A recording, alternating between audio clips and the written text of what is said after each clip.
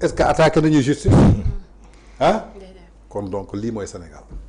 duñ ci sore. c'est ça. doy na waar ci li nga xamante ne moo xew Sénégal ci jamono ji waaye encore une fois rek lu mënti xam rek lu mënti xew rek nañ xam ne nguur moom yàllaa koy joxe te ku dem rek sa morom day ñëw rien n'est éternel dans cette vie ñu bàyyi ko xel bu baax a baax mais Mamadou tey li nga xamante ne mooy liberté provisoire bu Sophie Gladima loo xamante ne ñëpp dañ koy daal di rafetlu ndax nekk na nit koo xamante ne dès le début ñu ngi doon wax que ne place am nekkutoon foofu comme ni ko Tange waxee sous bracelet électronique bi jàppoo woon ne nekkul woon loo xamante ne war na topp ci li nga xamante ne moo jëm ci liberté merci Ndeye Fatou comme ni ko Tange waxee man bettuma quoi parce que ku mën a jàpp Tahirou Sarr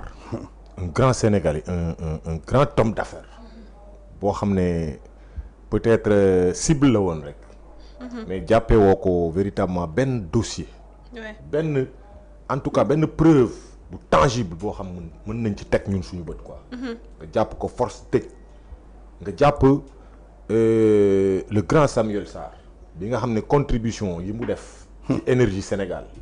ba tey aujourd'hui bokk na ci personnalité sénégalaise yi nga xam ne tax na coupure électricité amatul Sénégal maanaam am ci expérience def ci alalam ñu jàpp ko pour ay affaire transaction ay yeneen nit yoo xam tudd nañ leen ci kenn jàpp leen loolu acharnement la mais soo bëggee jàpp ku mel ni Farba Ngom aussi nga xam il n'a jamais rien géré dans ce pays là Farba Ngom doon officiel dañ ko daan yónni ay yëf mu nekk ci di def ay liggéeyam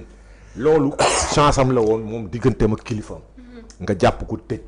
aujourd'hui boo bëggee topp ku mel ni Sophie Gladima man du ma bett parce que tout simplement am na fu mu bokkoon te am na conviction moom man xam naa ko maire de Joal la woon te am na lu mu def Joal am na lu ko waa Joal yi jàppee kooku c'est une personnalité de renom boo xam ne au niveau de Joal et du département de Mbour ñëpp yabuñ ko quoi te elle a refusé parce que à juste raison parce que femme la boo xam ne moom day jël ay responsabilités bi ko gars yi ne pour mu cautionner bon c'était autour de 193 millions 70 mille au total fayoon na 173 millions yi le DAGE bi ñu ko woowee dafa ñëw indi les preuves xaalis bi desoon mu ngi nekkoon terrain bi c'était déjà acquis et les travaux avaient déjà démarré et tout mais dafa xawoon am retard par rapport surtout au matériel bi waroon jóge Chine parce que centre gravimétrie lañ doon construire à Kédougou pour les orpailleurs là yi Covid-19 bi xawoon impacté mu nekkoon loo xam c'était du social ñu ciy saluer waale aussi la vision dégg nga sociale du président Macky Sall à travers l'ancienne ministre des mines et de la géologie mu nekk une femme boo xam ne véritablement am na crédibilité am na probité morale mu teg ko ci yoon matériel bi waroon jógee Chine sax daf ko fay pour te dire maintenant bi ñu defee transaction yi pour xaalis bi war a dem Chine juge bi da ko ne fi ngeen jaarale xaalis bi baaxul mais xaalis bi moom yónnee ngeen ko parce que les documents sont là mu ne ko mais loolu ça man je ne gère pas ça en tant que ministre man je signe par rapport ak li ma DAGE bi di woon nga xam ne convaincre na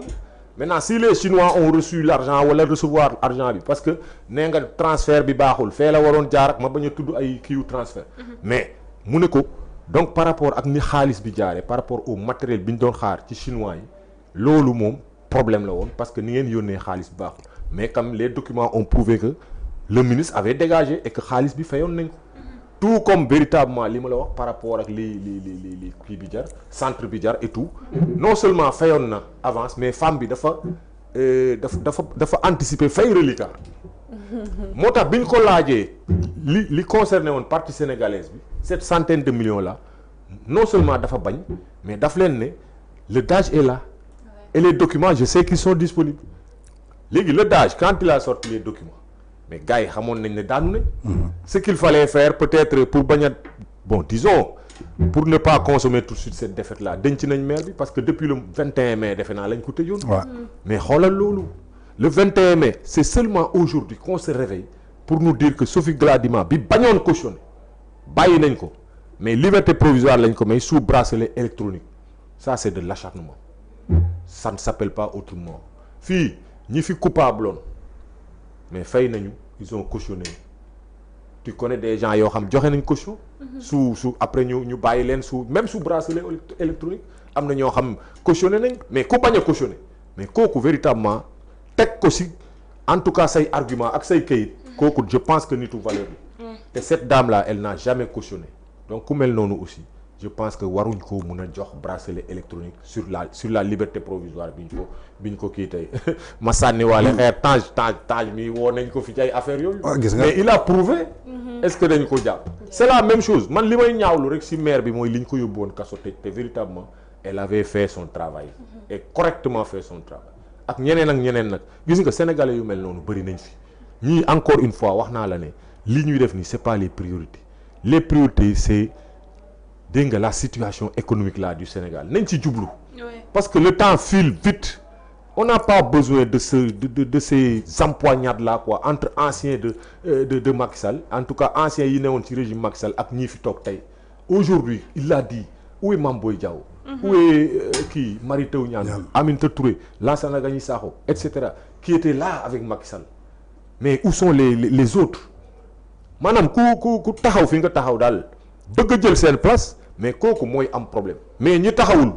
bëgg a dugg Pastef malgré que dugg Pastef du caaxaan wala dugg ci gouvernement bi parce que ñi xamuñ ay affaire de ay réconciliation fii gis nañ fi ay nit yu ñu fal je prends le cas de Samba Ndiaye fal nañ ko fii benn nit ne fal Samba Ndiaye du jël poste et c'est la même personne toujours moi je pense que c'est celui-là le problème du Sénégal encore une fois j'interpelle le président Bassirou Diomaye Diakhar Faye il y a quelqu'un ici au Sénégal en tout cas comportement yi du comportement yu réconciliation nationale quelqu'un qui est compétent même s'il avait travaillé avec Wade ou Macky Sall mais war na mën a ñëw jàpp ci liggéey bi aujourd'hui ñëpp xam nañ ne ils sont incompétents des ministres qui ne peuvent ni parler français ni parler wolof dégguñu anglais dégguñu dara bu ñuy wax benn seen soxla pour ñu wax ko véritablement ils peuvent prendre toute la journée là ñooñu ñoo fi nekk ñoo yor réew mi donc loolu moo tax réew mi dafa plombé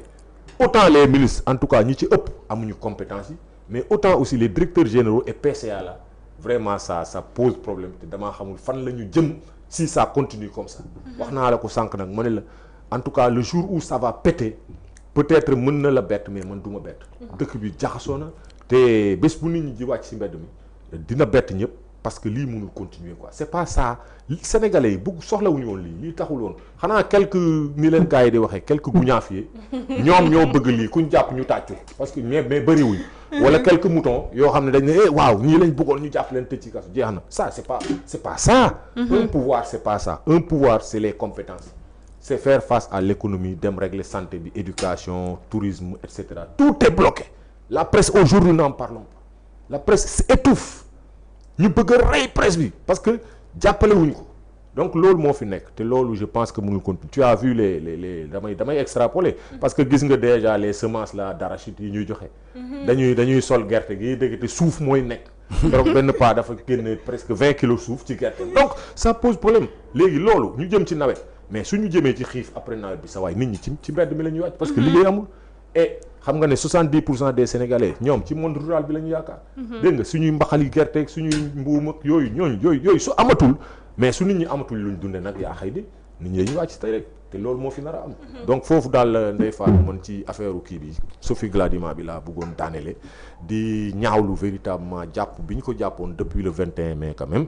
di ñaawlu aussi cette humiliation cette forme d'humiliation entre guillemets parce que dañ ko bàyyi takkal ko bracelet électronique muy lu ñaaw loo xam ne peut-être dina ko gêner mais dina gêner njabootam dina gêner aussi képp ku xam valeur yi nga xam ne moom la Sophie Gladima quand même di incarner en tant que ministre mais xam compétence am surtout quoi xam ne ku mën a liggéey la te lii liggéey ci Macky Sall moom nekkul premier poste am nekkul comme ay ñoom sama gars yi nga xam ne ñi ci nekk ay DG yu bari ak PCA ñu ngi soog am liggéey quoi. jàngat bu am solo li lañ soxla ci débat waxtaan li nga xamante ne daal di tënku ci idée mais pas débat di ko tourner ci li nga xamante ne mooy personne naan am na lii wala amul lii waaye waxtaan bi neexoon na loo Tange mais Mame Thierno mu ngi may signaler que waxtu bi daal dinañu dab maa ngi lay jaajëfal bu baax a baax comme chaque jour plaisir bi nga xamante ne moom laay am di partager ak yow plateau bi. merci beaucoup Ndeye Fatou plaisir partagé comme ni ñu koy defee saa su ne comme li may wax rek on est des gens yoo xamante ni dañu tànn li nga xamante ni mooy métier bi di communication yàlla daf ñu may xel nag suñu xel la ñuy jëfandikoo daal di xalaat xool fi nga xamante ni foofu la ñu yaakaar yaakaaree foofu la dëgg bi nekk ñu servir ko askan bi donc loolu moo taxoon ñu fi toog di gërëmaale aussi sama confrère di Mamadou bi ma bokkaloon plateau bi amoon fierté ak mbégte daal di partager ak moom ba noppi daal di gagné idée di leen jox rendez-vous beneen yoon. merci beaucoup di la jaajëfal bu baax a baax comme ni ma ko waxee mbégte ak bànneex lay am ci partager moom plateau bi waaye di remercier waat ki nga xamante ne mooy Amadou Biguine Gueye moom mi nga xamante ne nekk na journaliste teg aussi nekk membre di nga xamante ne mooy John di ko remercier bu baax a baax ci disponibilité Mamadou. waaw ma kontaan rek kontaan day Fatou ci invitation bi fii VIP People kontaan aussi ci waxtaan bi parce que waxtaan bi am na solo trop trop trop je pense que c'est la deuxième fois ma fi ñëw tey mais niveau waxtaan bi moom ak say niveau question man véritablement lu ma jaaxal la xam naa dinaa ñëw jàng si waat tuuti ci yow journalisme en tout cas kontaan naa te véritablement on a fait le round-up de l'actualité de cette semaine là et je pense que ñi ñu doon seetaan di les internautes de VIP People ak ñëpp ñi nga xam ne ay sénégalais lañ fii ci réew mi ak bitim réew kontaan nañ si tey peut-être di santaat di gërëm Tange bi nga xam ne moom tamit am na yu am solo yu mu fi génne yoo xam ne tamit am na lu ma ci noté mooy gërëm ñëpp di sant sa technicien di la wax rendez-vous xam naa très prochainement Ndeye Fatou. Inch'Allah di la jaajëfal bu baax a baax man may jàng ci seen ay suufu tànk ba ci kanam ndaxte tey ñi ma bokkaloon plateau bi nekk na ay naanaan yoo xamante ne kenn dootu leen laan-lammee ci li nga xamante ne mooy métier bi du journalisme. Amis internautes VIP People, c'est l'émission Pause Café fii lay